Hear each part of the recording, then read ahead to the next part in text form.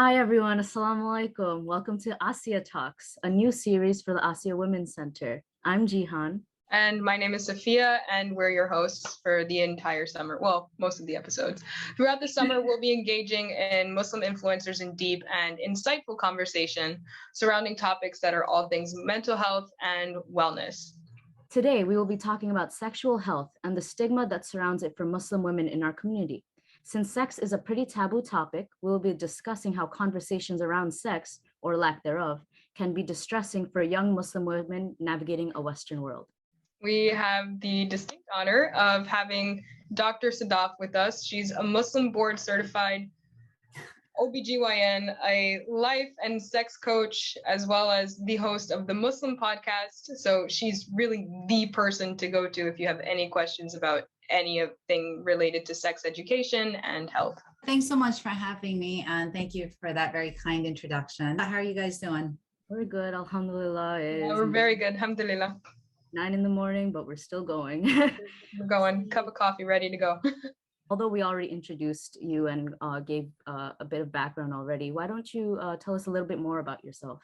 Sure. So my name is Dr. SADAF Lodi, and I live in New York, and I am a board certified OBGYN. I did my undergraduate at the University of Michigan and medical school at Michigan State University. I did my residency and training out in Michigan, and then came out to New York once I got married, and I have been practicing OBGYN since I graduated from my residency. So it's been about 18 years now. I went on to pursue a life coach certificate through Rutgers University, and am currently enrolled in the sexual counseling and education program through the University of Michigan. So I am a lifelong learner. What made you go into this field as an OBGYN and as a sex coach? So women's health has always been super important to me. And growing up, I didn't have that many role models that I saw in medicine in general, but then definitely not in OBGYN. There was only one woman from my community that I knew that was an OBGYN. And in fact, when I told her I was interested in OB, she told me don't do it because it is a very intense field, and it's difficult to have children and take care of your family and still be available and present all the time at the hospital. So, but despite that, I decided I wanted to do OB because I wanted to be a voice for the Muslim woman in our community. I saw that Muslim women did not participate as much, say, in their own healthcare, weren't their own advocates, and I wanted to be a voice for them. And so I thought it was very important to go into OB. And then my journey as a sex coach came about because I realized that I would have a lot of patients that would come to me and ask questions regarding sex, but specifically Muslim women that felt very shy and embarrassed to ask those type of questions, and due to cultural upbringing and modesty, were afraid and didn't really have resources to ask, and didn't know who to go to. So again, I wanted to be the resource for them. I wanted to be able to provide evidence-based medicine, but a science-based medicine, but also I wanted to be the person that was able to show them compassion and a resource that would not judge our Muslim women, because I too am a Muslim woman, and I just wanted to be that resource for them. For sure, mashallah, you're already doing so much amazing work. And as we mentioned before, you're also the host of the Muslim Sex podcast, and you're also on TikTok. So we were wondering what made you get on these platforms. I am super excited about my social media. It just is really exciting for me, only because I'm able to reach so many people. The reach is just amazing. I mean, I have people from the UAE, from Saudi Arabia, from Pakistan, from even, I was looking at a few people from the Palestinian territory have also downloaded episodes of my Muslim Sex podcast. So the reach is so amazing with social media and with these podcasts. I decided to do it because for me, one of my core values is education. And that's always been so important to me. And to be able to empower women through education is something that I've always wanted to do and that I do. I was also part of an academic center where I taught medical students and residents. And so it just comes naturally to me. And I enjoy teaching and educating. And so I felt that social media was a perfect platform for me to do that. You took the liberty of going through it and we were like, awesome. It's really great. And you're also reaching out to a younger community too. Sure. Yeah, no, I'm really excited about that. And I do appreciate my followers. And it's really, you know, without so many followers, you can't really get the outreach that you want. So I'm really grateful to have those followers and that people think that, you know, my TikTok is bringing them value, which I appreciate as well. Of course, you know, I do have those trolls that come on there and, you know, will say like, well, where's your hijab? Where's your modesty? You know, why are you talking about this? But then that is definitely overshadowed by the positive, you know, reinforcement that I get from other people that appreciate the content and like it and want more of it. So, but I can't take all the credit because I do have one woman that helps me. She is actually a resident currently. And she's been helping me, and she's the one that picks up on all the trends and things like that. So it's just she and I are the ones that put together those TikToks and Instagram and things like that. So yeah. So well, you're doing an amazing job. Shout out to her. Circling back really quick to your occupation as an OBGYN and as a sex coach, what are some of the consistent issues that you've seen regarding sexual pleasure for women or the topic of sexual pleasure? Some of the themes that do come up often are that sex is painful. You know, sex is a duty that women perform in a married relationship that necessarily doesn't take their pleasure into account, that sex is mainly for the husband, and that, you know, her pleasure is not something that is prioritized. And so for me, it was important to show women, to let women know that, you know, definitely sexual pleasure is a priority in Islam, and for both, not just the husband, but also the wife in that relationship. And that there have been multiple hadiths from the Prophet, peace be upon him, that state, it says that the Prophet, peace be upon him, said, none of you should fall upon his wife like an animal, but let there be a messenger between you. And what is that messenger, they asked. The Prophet, peace be upon him, replied, kisses and sweet words. So it's important in Islam that, you know, foreplay is a priority, and really most things in regard to sex are permissible. You know, the only two things that are explicitly stated that are forbidden in terms of sex is anal intercourse and having sex with your wife when she's on her menses. You know, so those are the two things that are explicitly stated, but pretty much everything else is allowed. There are definitely questions that come up and people are concerned or they're not sure of whether, you know, what's allowed, what's not allowed in Islam. And, you know, the important thing to know is that most things are allowed. There's just a couple things that are not. The topic around foreplay that you brought up is such, like I said, an important messenger according to the hadith, but it's something that isn't very, I guess, talked about in the Muslim community. And there is, I guess, a bit of an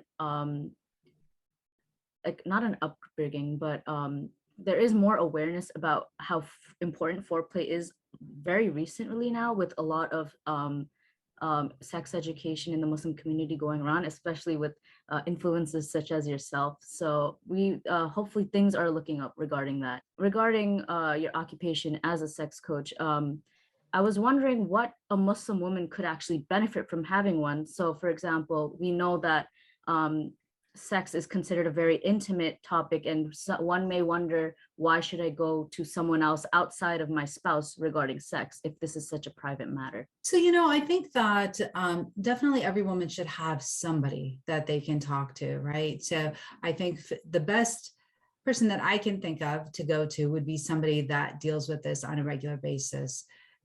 It's important to have a gynecologist that you trust and that has time to listen. I think oftentimes gynecologists are running from patient to patient, and so they don't have time to really discuss these aspects and questions that a woman may face and be concerned about. And so I think that's why a sex coach comes in, because that literally is the only topic or matter that's, that they discuss or that's important, and they help you work through that.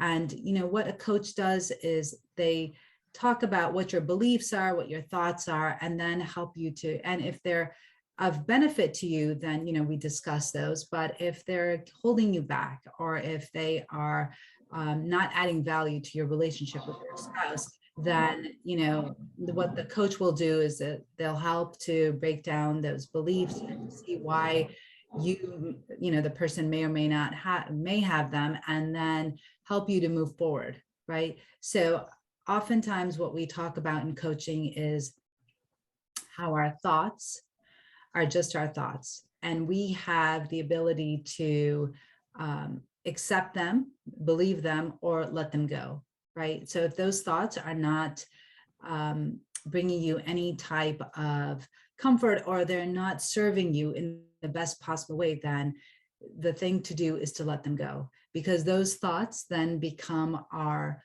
beliefs. And then those beliefs result in our actions, right? And so those beliefs also result in feelings, which then create actions.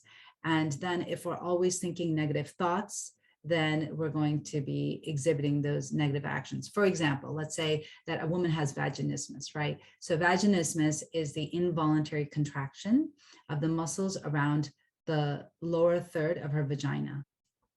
Say a woman is planning to have intercourse, say it's her wedding night, whatever. But when she thinks about sex, she's afraid it's going to be painful. And so automatically she starts to have that contraction of those muscles.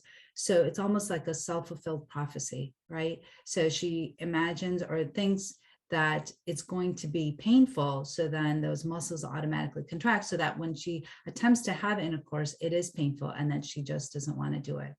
And so then the important thing is to look at those thoughts and to see whether or not they're serving you. And in this situation, they are not serving the person, especially if she wants to have it, right? It's different if she doesn't want to have it, and she's going to work through that and for her own time. And definitely these kind of things take time. And it takes time to dismantle all of the, let's say, the mental trauma or things that we've been taught, or the baggage that we carry around, that sex is dirty, it's shameful, we shouldn't talk about it, we shouldn't think about it. And then all of a sudden you get married, and now you're supposed to be like this nymphomaniac or something, right? Like from an unspeakable act to like now an obligation, and it's like what just happened, Exactly. So, that's why it's so important to break down those thoughts and those beliefs.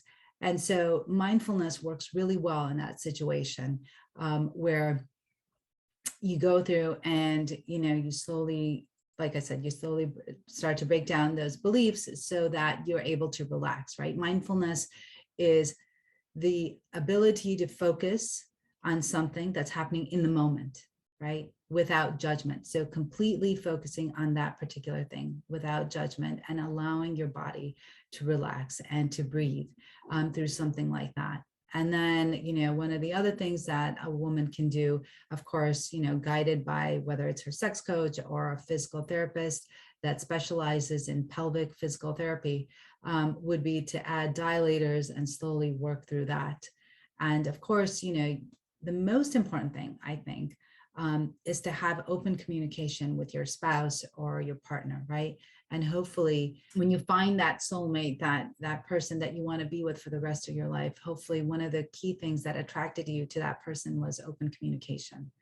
And that especially, on when it's somebody's first night or first time they're having intercourse, it's so important to communicate, what your fears are, what your thoughts are regarding sexual intimacy, so that, that person takes their time and you take your time and work through whatever, trauma or issues that you may have if you're experiencing vaginismus. What would a before and after look like when it comes to a woman coming into a session? So I would assume it's a woman may be very anxious coming to something like this. And what is I guess, the ideal outcome out of all of this? I know you kind of mentioned that a little bit before, but So actually, just to talk a little bit more about kind of what a session looks like. So, I focus a lot on the biopsychosocial model.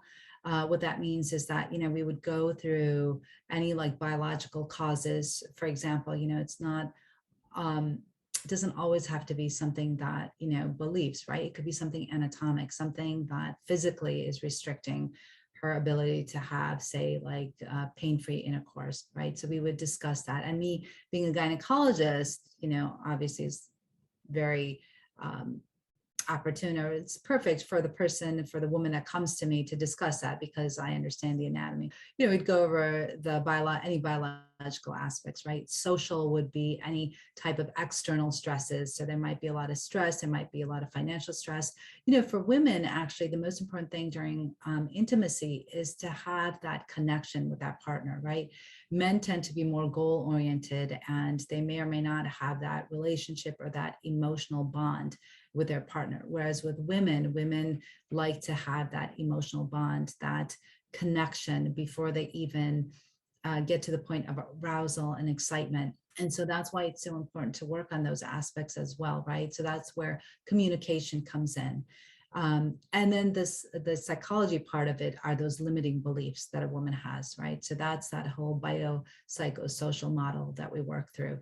And so we would go through the anatomy, would go through the physiology, and go through the different aspects of what their emotional and physical response is that's happening when they think about intercourse, and go through some desensitization exercises. So that would also help, and work through exercises. For example, like there's something called sensate focus, where you speak with your spouse and you do like touching that, and slowly that feels good to you. And then you work from there, right? So it's like baby steps. It's not like you're going straight from not wanting to have intercourse to all of a sudden, wanting to have it. There's a lot of things in between that you have to work through, especially for somebody that comes in with a lot of, say, like, mental trauma regarding intercourse, whether it's like abuse or, it could be rape, it could be any of those things, right? So there's a lot of, there may be some trauma that women have that experience vaginismus that they need to work through before they even get to the point of having intercourse.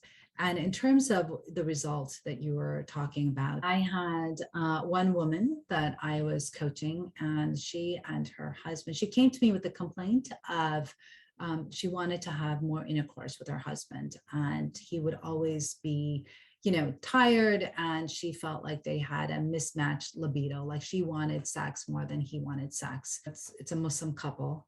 And so what we did is we started to work through, what her feelings were regarding that. And what we realized is that she had a lot of resentment toward him, right?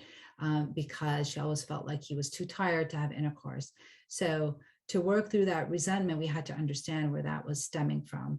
And we had to work through, her feelings, and to try to understand why he was tired and where their mismatch was coming in. By the end of the day, he was too tired, but in the morning, he preferred to have intercourse, whereas she was the opposite. What she also realized is that there wasn't communication in that relationship. He didn't know what she wanted, and vice versa. So she started out small by putting in like small 15-minute increments at the end of the day, where they would talk about what it was that they wanted from their relationship and in their relationship of, of intimacy and intercourse. By instilling those 15 minutes every single day, they started to have more open communication, and she started to find out more about her husband. This is a couple that's been married for like 16 years. So it's not somebody that, just got married. But, as they went further along in their marriage, they became busy with their jobs and their children, and sex was the last thing on their mind. Even though she wanted more of it, she resented the fact that they weren't able to have it. So once they opened up that communication and those barriers started to come down, then they realized times that were convenient for either or, and now they alternate the times, right? I could imagine how relieving clients must feel to know that like they can have communication with their spouse. So like, and I'm noticing the simple act of communication can really fix a lot of things. So it's a huge difference, right? And that's what with any relationship, but specifically with in between a husband and a wife, and in a relationship that is supposed to last forever, that communication is so important, especially regarding sex and intimacy. For sure. I'm We so sorry. We can cut this part out. There's a bee, like a really big one outside my window, and it's distracting. So I'm just gonna close the window. props to you for not freaking out. I would have been out the room. I'm like, forget this. Bye, It guys. took every fiber in my body to not like chuck my shoe. And It it's wants to listen. It's the birds story, and and it the was like, bees. The this birds is and the bees. I honestly love that each woman that goes to you for assistance comes out more confident than the way that they entered, which I think is so important, especially in the Muslim community where women are very misunderstood and oftentimes taken for granted. And I think it's important that we have that sense of confidence, especially when it comes to OBGYNs. Some OBGYNs are male, and it's uncomfortable to have that conversation with them. So having a woman who understands and comes from similar backgrounds is incredibly important. And I think it does contribute to like our mental health as well. Right. So when you see somebody that looks like you or that understands you, without judgment, right? I think that's the most important thing, that, you know, you can talk to your gynecologist and you can tell them what your problem is, but if they don't understand you, if they don't understand the culture that you come from, then you almost feel like they're judging you.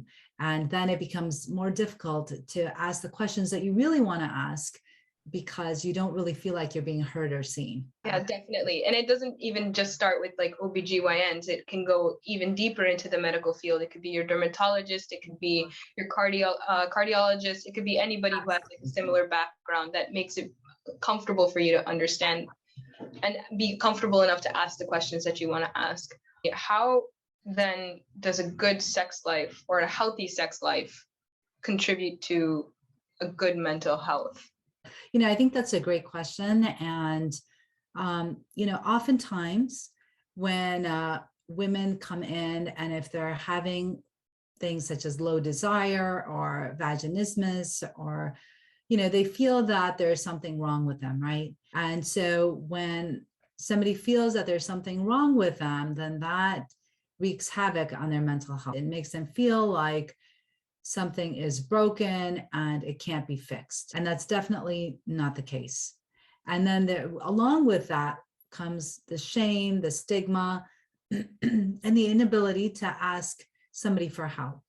And then all of those thoughts and feelings, along with whatever is going on with them, say, you know, biologically, can cause problems with their relationship and cause a huge strain on that relationship. You know, I was just recently talking to somebody and they said that 50% of the people that end up in divorce, it has to do with sex. And maybe that's a real number, maybe it's not. But I think that is definitely a significant number, that, you know, people would say that, yes, we, you know, had a divorce because of what started out as, you know, different things. Maybe it was communication, maybe it was lack thereof, resulted in, you know, decreased intimacy, which then continued to lead to a breakdown of that marriage. So we know that communication is definitely one of the key factors and one of the most important things in a relationship. What I say, and what I truly believe, is that whatever is going on outside of the bedroom is also going on inside of the bedroom. If you're not communicating inside of the bedroom,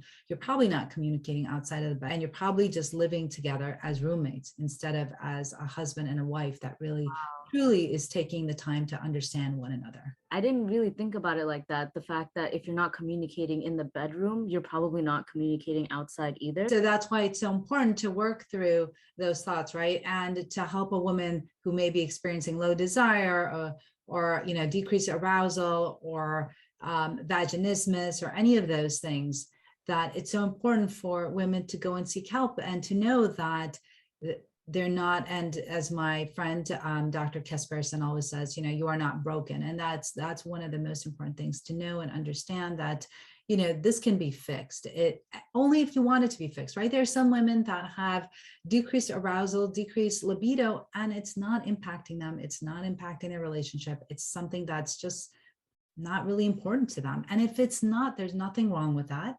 And you can have a perfectly good marriage relationship with your husband, your spouse, partner, And it doesn't have to be, if that's something that both of you mutually agree on, that it's just not important to you, then that's fine, right? And there's nothing wrong with that. Different people have different types of relationships. It's for that woman that wants to have a good, healthy, sexual relationship with her partner, and it becomes distressing for her where she has low libido, low arousal, and things of that nature, then those women definitely should be the ones seeking help so that their mental health is not affected. I agree. Outside of communication, as crucial as communication is for any relationship that you have, what other advice could you provide for Muslim women that are struggling or going through these difficulties with their sex life and mental health surrounding it?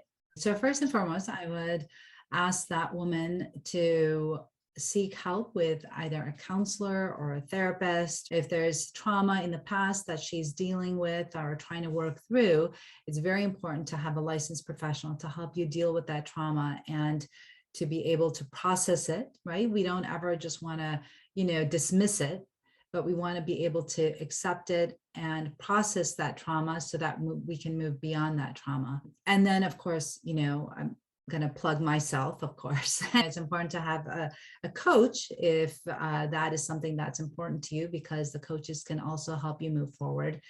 And one of the biggest things, and multiple studies have shown this, is that mindfulness, right? And we hear a lot about being mindful. And recently I've been posting that on my TikTok, is that mindfulness. And they say even just 20 minutes a day, and mindfulness about, again, just focusing on the subject or the task at hand without any judgment, really increases satisfaction, not just in, say, like your life in general, and allows you to focus, but really in your sexual life. And so I know that sounds a little bit, like, like woo-woo, like that isn't going to work, but it really does. And the reason why is that when you are focused and just paying attention to that one thing, and say that it has to do with sex, right? And you're paying attention to just that one thing that's happening at that moment, it's really going to increase your libido, it's going to increase your desire, it's going to increase your arousal.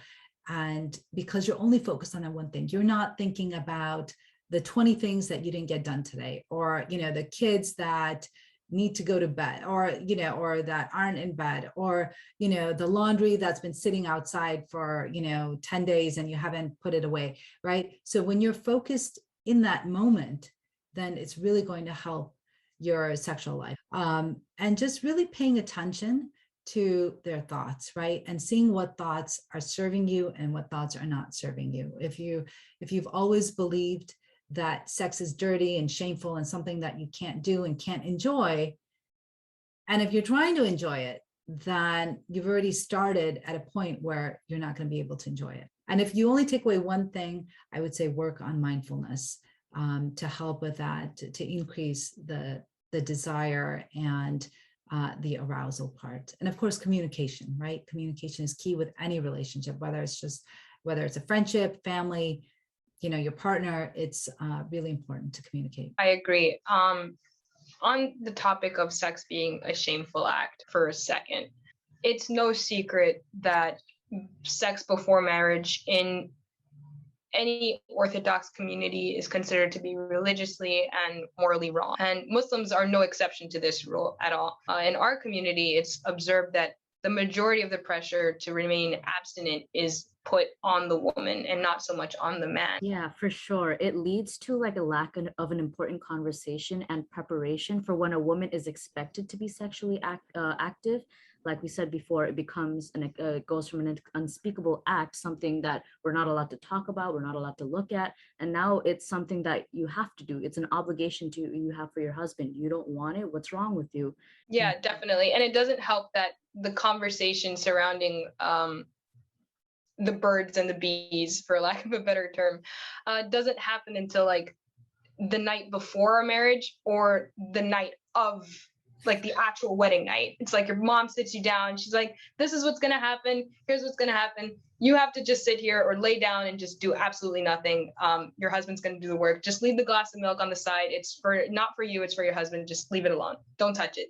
All right. So, So that definitely, I agree that these conversations need to happen much earlier. That conversation you're talking about, whether about like the wedding night, I think even so, not all women get even that much, right?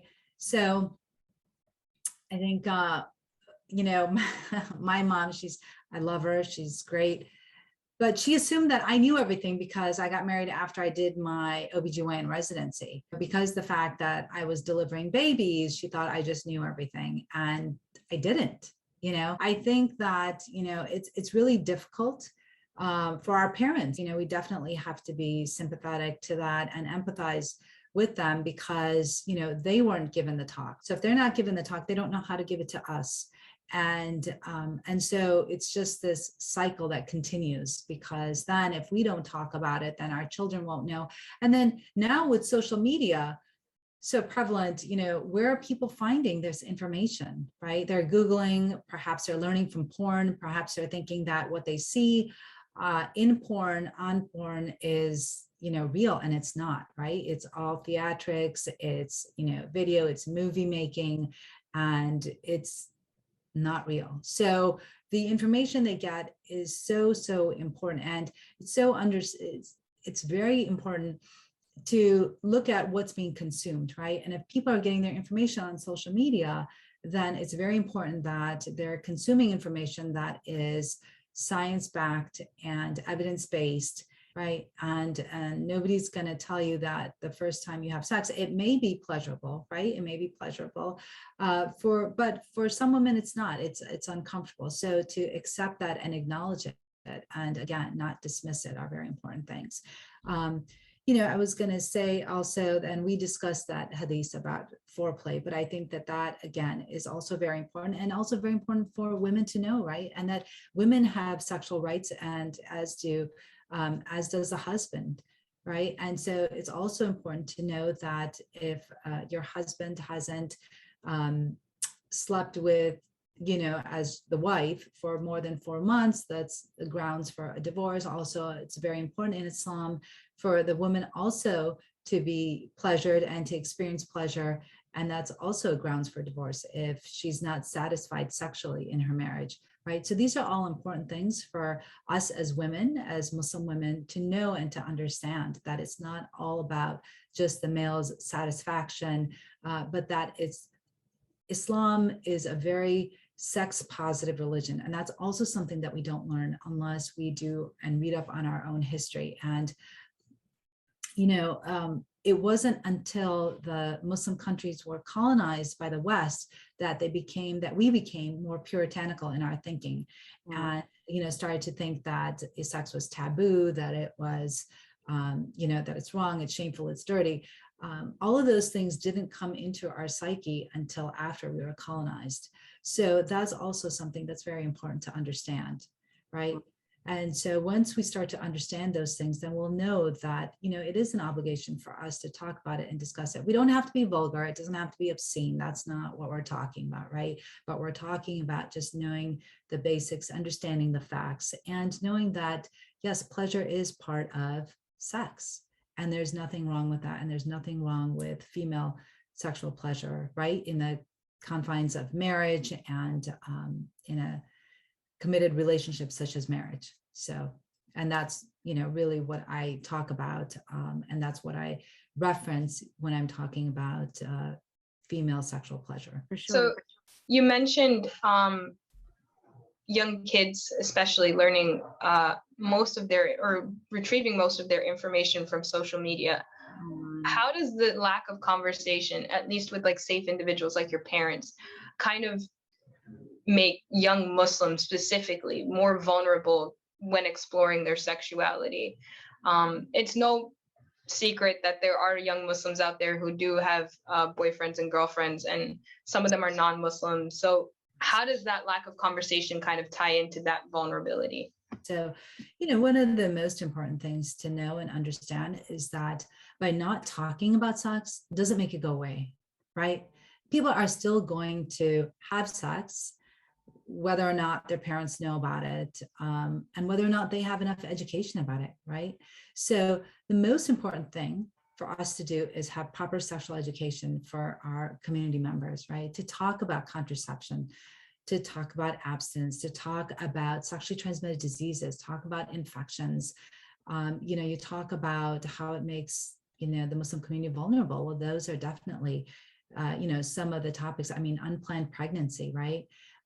We talk about sexually transmitted infections. We talk about gonorrhea, chlamydia, and if a person gets those, and if those infections are left untreated, then that can lead to lifelong infertility. So it's very important to discuss those things and to have that proper knowledge and to be able to make sound choices, right? And that's the whole thing about education, empowering the Muslim community and specifically Muslim women, right? If we don't know about sex, we may think that being pressured into sex is normal. We may think that rape in a marriage is normal, right? We may think that exploitation is normal. I mean, if you don't know, you don't know what you don't know, right? And so if you go into a relationship not knowing and understanding what your rights and responsibilities are, what your method of contraception is, if you're not looking to get pregnant, how do I protect myself? All of those things, then you're definitely going to be more vulnerable than the next person. And it can lead to lifelong problems such as infections with like syphilis, herpes, and infertility. So that's why it's really, really important. And that's why I think that it's important to have education and to be informed. Yeah, you mentioned before how we will get our information one way or another. It's just a matter of, are we getting the correct information?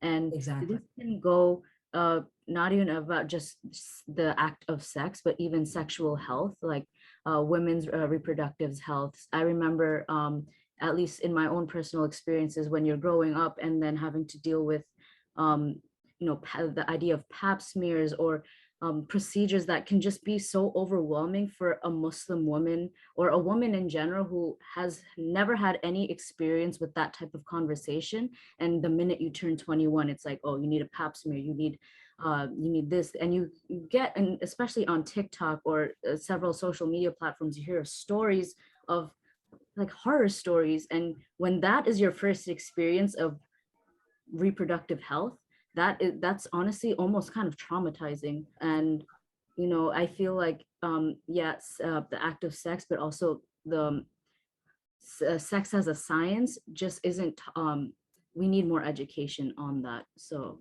Absolutely. I think the delivery of how this conversation is given is also very important. I went to a private school for elementary, and it's I don't know why it sticks out. I don't know if it's because they actually traumatized me with this conversation.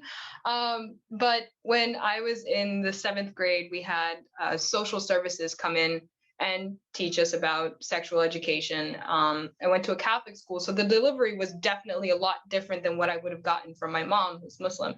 And one thing that they spoke about and they emphasized was sexually transmitted diseases. And they had us chew Oreos and like spit it back into a cup with water. And that's like, you see how easy that was? That's how easy it is to get STDs. And it was so traumatizing for a 12-year-old to have to experience that with maybe a favorite snack beloved by most. And it's like, yeah, that's awful. Maybe we could have gone about it a different way, because then in high school it was a completely different conversation.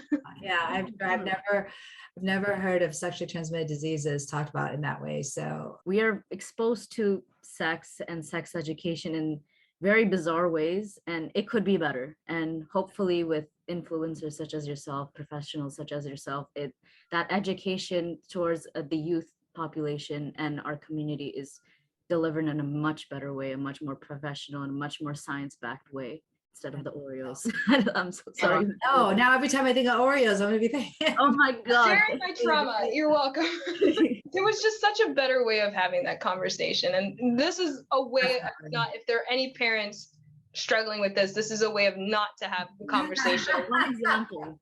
Here's what not to with do. your kids. Yeah, exactly. And going back to the actual conversation though, what are some of the steps that you recommend to the Muslim community to combat the stigma and shame surrounding sex, especially for Muslim women? So I think the first thing to do is to understand our own thoughts and feelings about sex and sexual education, right? Because the way that we feel about it is the way that we're going to project it and present it to others.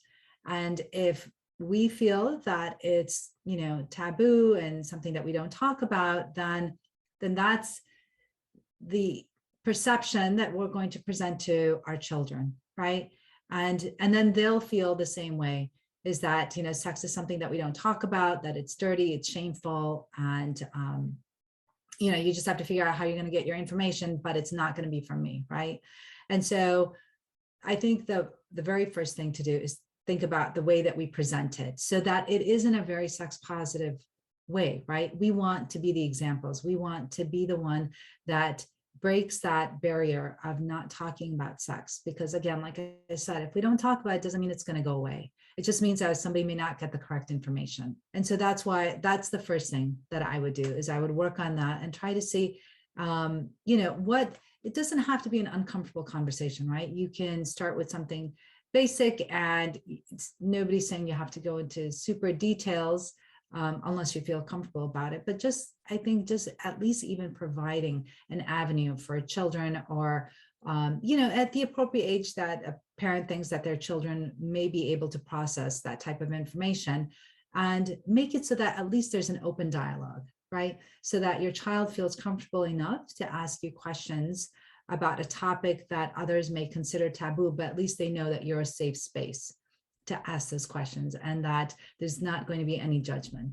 And, dismantling those thoughts, I think, is a very important thing. So that's how I would start. That's where I would begin, is just looking at our own thoughts and see how that serves others. And if it doesn't, how could we change them so that it serves us and others?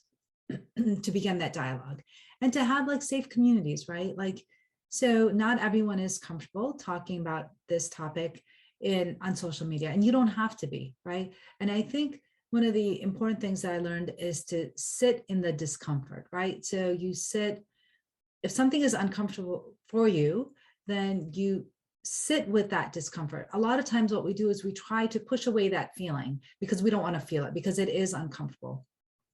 So then instead of doing that, the way to overcome that feeling is to sit in that discomfort and process it. And once we process that feeling, then we're able to move past it. But if we never process, say, like our own traumas or our own feelings about a topic, then we're never going to be able to move past it. And then we'll never be able to discuss it in a healthy, positive manner, right? And in this topic, what we're discussing is sex, but it could be anything. It could be whatever it is that you're uncomfortable talking about, whether it's relationships or anything else that brings discomfort to you, your feelings, anger, whatever it is. But the most important thing is to be able to process the feeling and the emotion that you have so that you can move past it. Throughout our talk, we have been talking about how women, majority of the women feel like they don't have control over their sex lives. And this is something, since we're on the topic, we can't shy away from now. Now with the US Supreme Court overturning the Roe versus Wade, women have lost a legal right to abortion and making medical decisions on their fertility. As a professional, what are some of the outcomes you believe that will have on the women across the nation? Yeah, absolutely. So I think that's a great question and very pertinent. And it's very, very important for us to discuss and know our own history as Muslims living here in the US. So, abortion is healthcare, and that's very important to understand. And me being an OBGYN, I'm very, very concerned about this Supreme Court ruling. What the Supreme Court ruling states is that each state can kind of make its own laws, right, regarding abortion, and that the Supreme Court will not protect the rights of women to have an abortion in every state, right? And that each state can make its own. Well, the problem comes in, where the problem comes in is when a state decides that, an ectopic pregnancy is a pregnancy, or they believe that if a woman has a miscarriage, that is still a pregnancy and she can't do anything about that. So just for your listeners who may not know, an ectopic pregnancy is a pregnancy that is outside of the uterus, right? So it's already not viable, meaning that it's not going to progress. It's not going to be a living child. That when a pregnancy develops in a tube, the fallopian tube, and if it ruptures, that is can kill a mother. Okay, because you can have bleeding, and you do have bleeding when it starts to rupture. Women tend to experience pain, but if it overtly ruptures and there's blood in the belly, and if that is not taken out, then a woman can die, right? A woman can die if she has like what we call a septic abortion. For example, if she had a pregnancy that was alive but then died inside the uterus, and she needed to have a D&C, and that what that is basically if she needed to have that pregnancy removed, and if there was a piece of that pregnancy that was left, that an infection can result, and that can become what we call a septic pregnancy. And again, if that pregnancy is not completely removed, that woman could die. If a woman has a pregnancy that's been dead, say that she was pregnant and say that she's like 4 months along, and for whatever reason, that pregnancy dies inside, right? That fetus dies inside. That woman, that body may not go into labor right away. And so if a woman is pregnant with a dead fetus inside for longer than 4 weeks, she could go into what we call DIC and become septic again, and she could die. So there are so many things that can go wrong in a pregnancy. And when a pregnancy goes to term and a baby results, that's fantastic and that's excellent. But when it doesn't go well, and if something happens where, say that, a woman has a fetus that doesn't have a brain, right? Or it starts to develop, and the spinal cord, what we call spina bifida, if the spinal cord is open and it's not able to be fixed or whatever, if there's something, or a fetus has something that if it was born, it's not going to be able to survive, why make the woman go through this trauma, right? Why make her have to deal with a dead fetus until she becomes septic and is about to die? I mean, none of those things make sense. And so when we don't truly understand what is going on when we talk about abortion is not just about, say, oh, I'm pregnant today and I don't want the baby, so let me go have an abortion. That's not what, that's not the only reason why abortion is done, right? We have to understand what are the reasons. And an ectopic pregnancy is not even like, it is a pregnancy. However, it is not a viable pregnancy. It is not a pregnancy that would, go on to survive without killing the mom in the process, right? I mean, if it ruptures, and if that rupture is not diagnosed and a woman bleeds out, she could possibly die. And it's so important for us to understand what exactly we're talking about when we talk about different types of pregnancies and all the different reasons why an abortion happens, and to make it punitive for a physician such as an OBGYN to serve the needs of a woman is just, it's aside from it not being fair, it doesn't even make sense. It's to me, you are, the Supreme Court or the states that are making these laws are interfering between the doctor-patient relationship, which, one, to begin with, is a confidential relationship, but two, they are now trying to control the lives and the bodies of women, right? And so where does it stop? I mean, it makes absolute no sense to me how we can allow this to happen. Abortion is healthcare. It's very, very important. And oftentimes we use it to save the life of the mother, right? So, and there's so many different reasons and so many different causes for why this happens. And that's why it's so important for us to be able to understand it and process it and to know why it occurs, and not just have this blanket statement that abortions are not allowed. I mean, that makes no sense. And as a physician, that is here to serve women. I mean, this law is just, it is very upsetting. It makes everyone, it makes the OBs, it just makes our jobs and our lives much more difficult to serve the patient population that we serve and are here to serve. I can't imagine how, as a professional, how frustrating this must be on your end. Yeah, And all absolutely. the it's I'm honestly at a loss for words. I was wondering, with the whole situation coming up now, I personally also have been seeing the Muslim community having a bit of a back and forth with this issue. I have seen put up posts saying abortion is haram and leave it at that. I was wondering, as a Muslim professional yourself, what can you say to the Muslim community regarding why this can be considered and is a Muslim issue too? Absolutely. So first of all, Muslims are not excluded, right? Muslims have abortions. Muslims have had abortions in the past. Abortions have been around forever throughout history. And Islam is not, Islam is an amazing religion. It has given women so many rights, and those rights began 1400 years ago, even before women were recognized as people, right?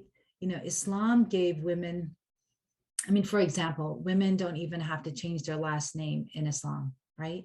It's because women are not a property of a man. They are their own being.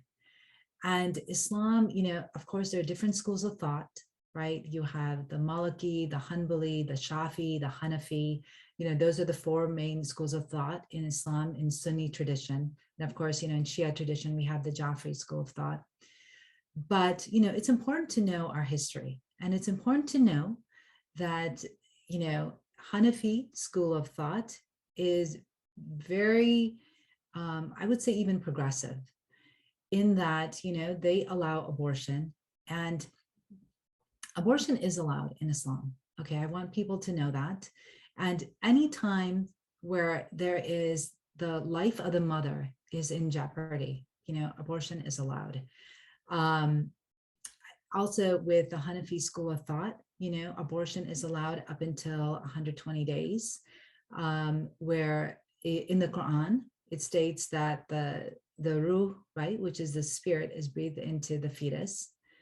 And so of course there's reasons why abortions are allowed, and I'll let your viewers and your listeners go out and research that on their own. But the point is to know that Islam is a very progressive religion, and that abortion is allowed in, people say like, well, in certain circumstances. Yes, of course, in certain circumstances. But we're not like the evangelical Christians, right, that say that absolutely no, abortion is allowed and life begins at conception. I mean, Islam is a very thought forward religion. And, Allah says in the Quran all the time is that in these are signs for those who reflect, right? So Allah is telling us to reflect on these type of things. And we shouldn't just accept that, abortion doesn't affect us. It doesn't affect our community. No, it does. It does affect our community. And we cannot be ignorant to these type of political issues that are brought up by, say, the Christian evangelicals, or, other individuals that seek to take the rights away from women, right? I mean, in the end, it's about body autonomy. It's about women being able to make decisions about their own bodies. Imagine if there were laws for men, right? Imagine if there was a law that said that, well, once a man has sex and, has one child, that's it. He has to go and have a vasectomy. Can you imagine? Can you imagine the uproar that would happen? Outrage. Right. That men would have an experience and say, oh my God, this is so not going to happen. You can't tell us when we need to have a vasectomy, whatever. Right. But the audacity to think that, women aren't intelligent enough to make their own decisions, that they don't know and understand their own bodies, that they don't know what's best for them. And so that we have to, tell them. I mean, the patriarchy in this country is just crazy, right? To be able to tell women what, when, and where they can go for an abortion. Now we have all these poor women that are going to have to take time off from work, right? They're going to lose money.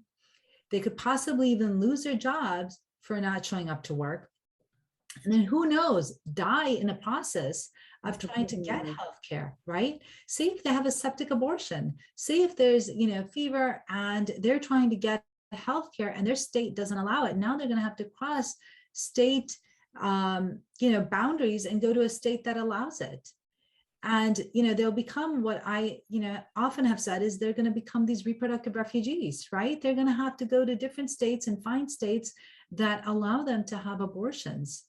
And, so many clinics are now being shut down that provided it, right? Abortion healthcare to women. And so now, because those clinics are no longer available and women cannot access care that way, now they're going to have to find states that do allow them to come.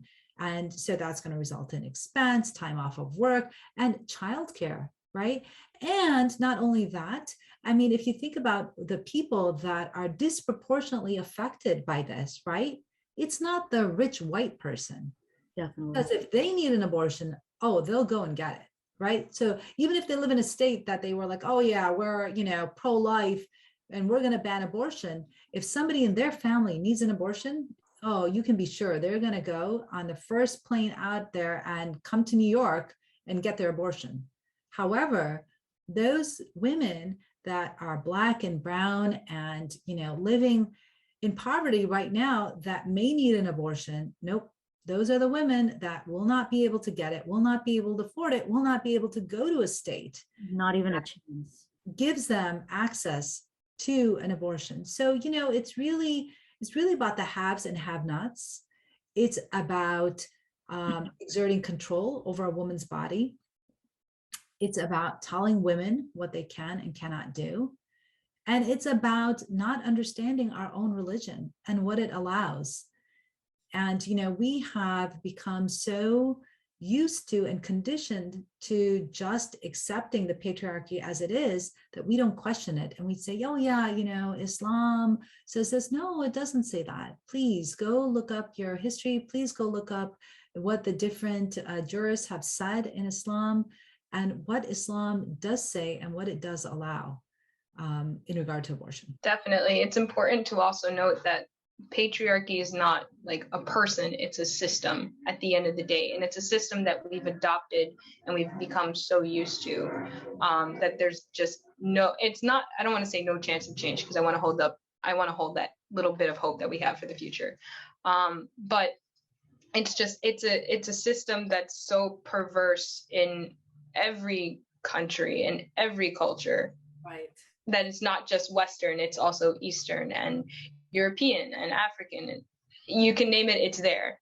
It just manifests itself differently. And it's important to make a note of that for any listeners who are non-Muslim and are potentially wondering, well, this is a little bit of extreme. No, it's not. It's, not just Muslims who have this issue or this particular thing. Other religions probably have a number of comments on abortion and how it's okay to do in certain circumstances. At the end of the day, the people who will face the consequences are us women. And there was one post in particular that when on Instagram that really stood out to me. So it basically says, I said to my wife, do you think anyone will commit suicide because they could not get an abortion? She instantly replied, yes, then added, there will be all those boyfriends and husbands that murder them because they couldn't get one too. And that shook my world. And it all ties down to domestic violence as well. Absolutely. Yeah, there's so many things, right? When we limit access to healthcare, and that's what's happening, that there's such a huge ripple effect that people that are short-sighted don't see and don't look into. All the problems that now are going to happen because of this overturning of Roe versus Wade. Exactly. And, it's unfortunate. And I think that, I know a lot of people are starting to become more active and, writing to their congressmen and senators and things like that. But, I think it's going to take all of us, right? For sure. To help make the change that we want to see. So. For sure. And we need your voice and our voices now more than ever. We need all of our communities to come together and realize this is all of our issue. It's not just, this is an issue for all of us. Thank you so much for providing such key insight as a professional and as a Muslim. You're really honestly opening the doors for some really important conversation. Thank you so much for your time today. It's truly been a pleasure to have this conversation, such an open conversation that's oftentimes shut down immediately when the topic arises. So thank you so much. Be sure to check out Dr. SADAF'S content on Instagram and on TikTok. Also check out her podcast, the Muslim Sex Podcast, on Spotify or wherever you can find a podcast information, and you can get more insightful information relating to sexual wellness there. Till next time, assalamu alaikum. Assalamu alaikum. Thank you, Dr. Sadaf, and thank you to our viewers at home, and assalamu alaikum. Walaikum assalam. And thank you so much for having me on. It was lots of fun. Thank you.